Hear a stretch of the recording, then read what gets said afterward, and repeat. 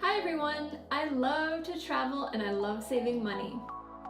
Over the past several years, I've been lucky enough to go to places like Hawaii, France, and Japan, some of which in business and first class. Now, we're showing you how you can do the same thing with our new beginner's guide. In our previous session, we talked about Step 1, set a travel goal.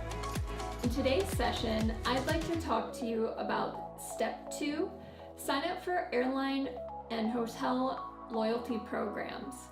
It's important to do this so that when you sign up for credit cards, the miles and points can be automatically distributed into your own personal account.